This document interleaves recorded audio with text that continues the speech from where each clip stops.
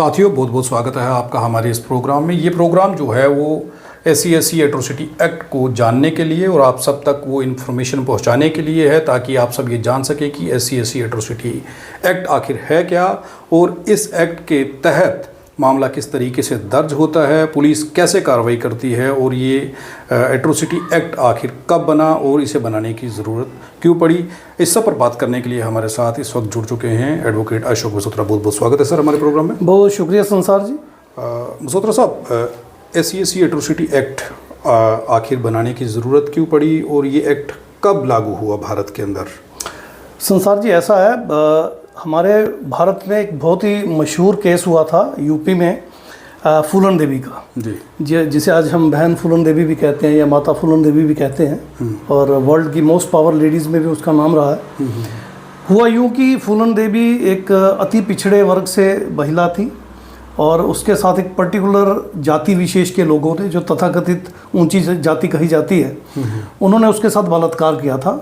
22 से 23 लोग उसमें इन्वॉल्व थे और उसके बाद उसे निर्वस्त्र करके पूरे गांव में नंगा घुमाया गया, उससे कुएं से पानी भरवाया गया और बुरी तरह से जलील किया गया था। इसके बदले में वो फूलन देवी अल्टीमेटली डकैतों के साथ जाके मिली और उनके साथ मिलकर पूरी ट्रेनिंग लेके पूरा अपना एक गैंग बना के फिर बाद में वो बदला लेने आई और उसने उन सब पर्टिकुलर लोगों को जिन्होंने उसके साथ रेप किया था और उसकी बेइज्जती पूरे गांव में की थी, उनको बाकायदा एक लाइन में खड़ा करके सबको गोली मार के मार दिया था। उसके बाद फिर काफ़ी बड़े पैमाने पर एक सर्च ऑपरेशन उनके अगेंस्ट शुरू किया गया और यूपी और मध्य प्रदेश की पुलिस ने मिलकर जॉइंट ऑपरेशन के तहत उनकी पूरी जो टीम थी उसको अरेस्ट करने की कोशिश की और अल्टीमेटली वो अरेस्ट हुई। उसके बाद वो जेल में थी। बाद में उन्हें एक माफ़ीनामा भी दिया गया, उन्होंने सरेंडर खुद किया था, वो पकड़ी नहीं गई थी पुलिस के द्वारा। अल्टीमेटली उन्होंने सरेंडर करने की ऑफ़र दे दी थी और उस समय जो मध्य प्रदेश के चीफ मिनिस्टर हुआ करते थे, उनके सामने उन्होंने सरेंडर किया था, कंडीशन सेटल हुई थी, आत्मसमर्पण किया था। उस कंडीशन के तहत वो जेल गई और उसके बाद उनकी सज़ा भी माफ़ की गई। फिर वो बाहर आई, फिर वो पॉलिटिक्स में भी आई। समाजवादी पार्टी से उनको MP का टिकट मिला। उनका जनाधार इतना बड़ा था, उनकी अप्रोच इतनी ज़्यादा हो चुकी थी कि बड़े बड़े लीडर भी जो हैं वो भी उनकी प्रसिद्धि से, उनकी ख्याति से, लोकप्रियता से डरने लगे थे। तो अल्टीमेटली उस सिनेरियो में एक सोच उभरी कि SC और ST के साथ बहुत ज़्यादा अत्याचार होता है और इनके पास कोई हक हकूक नहीं है। कानूनी तौर पर इनको वो प्रावधान इनके फेवर में काम नहीं करते हैं जो करने चाहिए। इनको प्रोटेक्शन नहीं मिलती। आर्टिकल 17 कॉन्स्टिट्यूशन का अनटचेबिलिटी रिमूव करने की बात करता है और इस पे 2 कानून पहले ही बन चुके थे जो कि बिल्कुल सही ढंग से काम नहीं कर रहे थे, लोगों के हित में काम नहीं कर पा रहे थे। तो 1989 में जब राजीव गांधी जी की सरकार थी और मुझे अब भी याद है अर्जुन सिंह चीफ मिनिस्टर थे जिनके सामने बहन फूलन देवी जी ने आत्मसमर्पण किया था और उनका एक बड़ा रोल रहा है। हालांकि बलात्कारियों की कास्ट भी इनसे ही मिलती थी, मगर इन्होंने एक बड़ा रोल निभाया। ये भी कुछ हद तक यही चाहते थे कि भारत में रहने वाली हर महिला को सम्मान मिले और SC/ST के भी अच्छे दिन आने चाहिए, उनके भी उद्धार होना चाहिए, उनके राइट्स होने मिले, उद्धार हो, उनकी तरक्की हो। तो एक अच्छी सोच के साथ उन्होंने एक नया प्रोग्राम शुरू किया कि ऐसा एक्ट बनाया जाए जिसमें इनको सही तरीके से प्रोटेक्शन मिले। हालांकि मैं इसे दूसरे नजरिए से भी देखता हूं, कहीं ना कहीं ये अपर कास्ट की चाल भी थी, क्योंकि पहले क्या होता था कि जब SC/ST पे एट्रोसिटीज होती थी तो अगर कोई FIR लग भी जाती थी तो पुलिस ठीक से कार्रवाई करती नहीं थी और अल्टीमेटली जेल में कोई जाता था, थोड़ी देर के लिए बाहर आ जाता था और फिर वो कोर्ट से छूट भी जाता था। और आने के बाद क्या होता था? और आने के बाद वो फिर अत्याचार करता था और फिर लगातार करता चला जाता था। तो इस तरह से कानून की धज्जियां उड़ती रहती थी और SC/ST एट्रोसिटीज लगातार होती रहती थी। तो मुझे ऐसा लगता है कहीं ना कहीं ये कानून अपर कास्ट के फेवर में भी गया कि ये कानून बनने के बाद वो फिर से अरेस्ट होने लगे और कानून का खेला फिर से शुरू हो गया और जिसको फूलन देवी ने गोली मार दी, मतलब अपना बदला लेने के लिए 22-24 लोगों को लाइन में खड़ा करके गोली मार दी, वैसा एपिसोड फिर से रिपीट ना हो या तथाकथित ऊंची जातियों के विरोध में SC और ST की महिलाएं या पुरुष इस तरह से खड़े ना हो पाए, इस तरह के प्रावधान उसके लिए भी किए जा सकते हैं। तो मेरा दोनों तरफ से नजरिया है। अगर अच्छाई के तरह से देखा जाए तो एक ये था कि एक अच्छा एक्सटेंजेंट कानून बन रहा था जो कि SC/ST prevention of atrocities act 1989 के नाम से बना, उसके रूल्स बने, फिर एप्लीकेबल हुआ।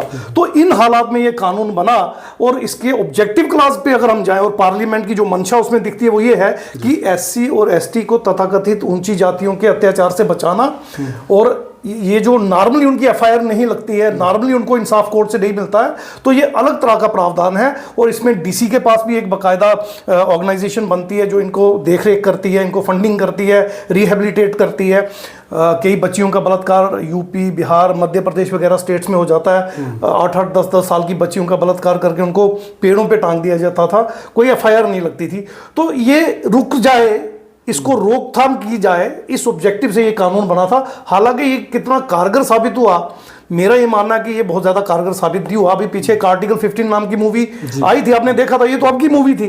तो अभी तक ये अत्याचार चल ही रहा है, ये कानून कोई ज्यादा काम कर नहीं पाया, मगर मंशा जो दिखाई गई उस एक्ट में वो ये थी। जी, एक सवाल हर बार ये उठाया जाता है, खासकर स्वर्ण जाति के लोग ये कहते हैं कि SC/ST एट्रोसिटी एक्ट जो है इसका नाजायज़ तरीके से लोग फ़ायदा उठाते हैं, दलित लोग इसका फ़ायदा उठा करके उन लोगों को प्रताड़ित करते हैं, इस एक्ट का दुरुपयोग किया जाता है। नहीं, ऐसा है, ये कोई इक्का दुक्का केस ऐसा हो भी सकता है। मैं इसको पूरी तरह से आउटराइटली तो नहीं कहूँगा कि नहीं हो सकता, 1-2%, 5% हो सकता है, ऐसा हो सकता है, हो। मगर 95% से भी ज़्यादा केसेस में सच्चाई यही होती है कि SC या ST पे एट्रोसिटीज तथा कथित ऊंची जाति के लोग तभी करते हैं जब उनकी मानसिकता में ये बात होती है कि ये SC है या ये ST है। ये उनकी मानसिकता, जैसे अरसाना वाला केस अगर आप ले लें, तो अरसाना वाला केस को अगर आप पूरी तरह से स्टडी करें तो एक तरफ तथाकथित ऊंची जाति के लोग हैं और एक तरफ वो अदना सी बच्ची है जो ट्राइबल है, और देखिए उसकी क्या 8 साल की बच्ची की क्या दुर्दशा हुई और किस तरह से फिर उसके सर को पत्थरों से कुचला गया। ना सिर्फ 7-8 दिन तक बलात्कार किया गया बल्कि पत्थरों से सर कुचल के फिर नाले में फेंक दिया गया। तो ये मानसिकता क्या है? ऑर्डिनरीली आप किसी बच्ची के साथ ऐसा कर ही नहीं सकते, ऑर्डिनरीली हो ही नहीं सकता। पहले तो ये आपकी अपनी बीमार मानसिकता को भी दर्शाती है, आप इस तरह की हरकत कर रहे हैं। मगर उस पर्टिकुलर बच्ची के साथ जब कर रहे हैं तो वो ट्राइबल बच्ची थी तो किया। अब आर्टिकल 15 मूवी का मैंने जिक्र किया, उसके बाद भी तो अरसाना केस के बाद हुआ वो, और उसमें भी वही सारी चीजें हुई। हाथरस की अगर आपको घटना याद हो तो वो भी हमारी SC बच्ची थी और बलात्कार करने वाले वो जो लड़के थे वो सारे उसी पर्टिकुलर जाति के थे जो वहां के मुख्यमंत्री की जाति है। FIR लगने में 8 दिन लग गए, उसके बाद उसकी रीढ़ की हड्डी तोड़ दी गई थी, जुबान काट दी गई थी, अल्टीमेटली बच्ची मर भी गई, उसे घर वालों को सौंपा भी नहीं गया। रात को 2:30 बजे गांव के बाहर उसका दाह संस्कार भी कर दिया गया। इसके बाद देखा जाए तो उस केस में सिर्फ उन लड़कों पे ही नहीं बल्कि पुलिस के SHO पे, SDPO पे, मैं तो कहूंगा DC तक पे SC/ST प्रिवेंशन एट्रोसिटीज एक्ट के धाराएं लगनी चाहिए थी। यहां तक ही नहीं, जो कानूनी तौर पर उनकी मदद को रोक रहे थे, जो जर्नलिस्ट को उनके घर तक जाने से रोक रहे थे, उन सब पे लगनी चाहिए। यहां तक कि मुख्यमंत्री के अगर निर्देश थे तो मुख्यमंत्री पे भी वो धाराएं लगनी चाहिए थी। एक्ट तो यहां तक कहता है, तो कहां लगी? तो दुरुपयोग तो आज भी देखा जाए उनके खिलाफ ही हो रहा है।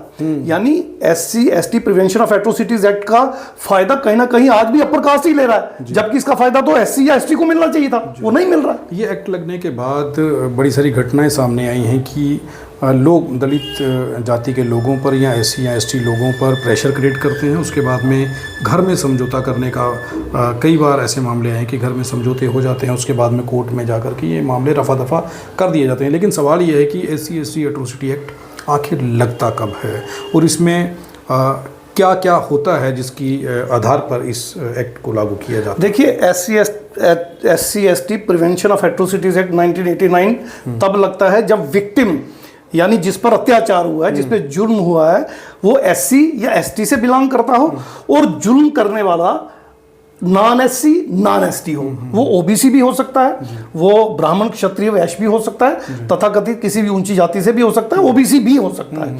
तो इस परिस्थिति में अगर कुछ इस तरह की बात हो और उस एक्शन में जो अकरेंस है, उस एक्शन में जातीय मानसिकता की प्रताड़ना जो है वो झलके, जैसे जाति सूचक शब्द इस्तेमाल हो या अत्याचार करने वाला ये जानता हो कि इसकी जाति SC या ST है और उस बिना पर वो उस पर अत्याचार कर रहा हो, जब बुनियाद ये हो, बेस ये हो, तो ये मामला जो है ये नॉर्मल मामला IPC का नहीं रहता, इंडियन पीनल कोड की धाराओं का नॉर्मल मामला नहीं रहता, ये प्रिवेंशन ऑफ एट्रोसिटीज एक्ट के अंदर आएगा, SC ST prevention of atrocities act 1989 की धाराओं के अंदर आ जाएगा। उस केस में जो FIR लगेगी वो इसकी धाराओं के तहत लगेगी, जिसमें इमीडिएट अरेस्ट भी जो मैंडेटरी है और नॉर्मली उसमें बेल नहीं होती है। हालांकि हम ये देख रहे हैं कि पुलिस पूरी तरह से विक्टिम के अगेंस्ट काम करती है और जो अत्याचार करने वाले हैं, क्योंकि पुलिस अक्सर उन्हीं की होती है, तथाकथित ऊंची जातियों की होती है, तो वो SC ST को ही दबाने की कोशिश करते हैं। फिर जो हमारे मैजिस्ट्रेट हैं या हमारे डिस्ट्रिक्ट सेशन जजेस हैं, यहाँ तक कि हाई कोर्ट जजेस भी तो तथाकथित ऊंची जातियों से है, तो अल्टीमेटली कहीं ना कहीं उनको फेवर वहां से मिलता जाता है। तो सिस्टम इस एक्ट के विरोध में काम करता है और विक्टिम जो है बेचारा इस एक्ट का सहारा लेने के लिए छटपटाता रहता है। तो इस पोजीशन में आज हमारा समाज जो आ चुका है। ये मेरा आखिरी सवाल है बसोत्रा साहब की, अगर SC SC एट्रोसिटी एक्ट को लेकर के कोई केस चल रहा हो कोर्ट में, तो जब उसकी जज साहब उसकी जजमेंट देते हैं, उस जजमेंट में क्या जो कंप्लेनर है, शिकायत करता है, उसके वकील को बुलाना या फिर उस कंप्लेनर को बुलाना, उस पार्टी को बुलाना ज़रूरी रहता है, या फिर उन दोनों को बिना बुलाए जज साहब जजमेंट दे सकते हैं? देखिए, जितने भी केसेस होते हैं इस तरह के, उनमें एक तरफ सरकार के वकील रहते हैं जिन्हें हम PP कहते हैं, public prosecutor, district session court में CPP होते हैं, चीफ पब्लिक प्रोसिक्यूटर, और नीचे एडिशनल पब्लिक प्रोसिक्यूटर्स की एक टीम रहती है। जहाँ तक SC ST prevention of atrocities act 1989 का सवाल है, इसमें स्पेशली कहा गया है कि स्पेशल PP अपॉइंट किया जाएगा इसके लिए। जब भी कोई मामला निचली अदालत का चैलेंज होगा सेशन कोर्ट में या सेशन कोर्ट का हाई कोर्ट में, तो स्पेशल PP उसको प्रोसिक्यूट करेंगे। अब जैसे कुछ केसेस मैजिस्ट्रेट के पास रहते हैं और अक्सर जो विक्टिम के अगेंस्ट पार्टी होती है वो उसको चैलेंज कर देती है डिस्ट्रिक्ट सेशन जज के पास, तो सेशन जज जब उसको सुनते हैं तो उनको स्पेशल PP जो अपॉइंट किया गया है SC ST prevention atrocities act के तहत, उसको सुनना मैंडेटरी है। अब ये आयरनी है कि जम्मू कश्मीर में अभी तक मुझे स्पेशल PP दिख नहीं रहे जी। पता नहीं इन्होंने अभी अपॉइंट किए नहीं है या इनकी मंशा नहीं है या उनके नाम अभी पब्लिक नहीं हुए।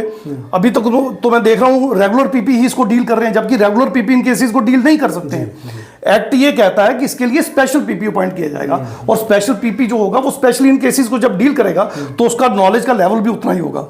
और रही बात आपका जो सवाल का दूसरा पार्ट है कि क्या विक्टिम को या उसके किसी व्यक्ति को सुनना जरूरी है, यहाँ पर स्टेट या UT पार्टी होती है ऐसे केसों में, वहाँ पे विक्टिम को बुलाने की ज़रूरत नहीं रहती।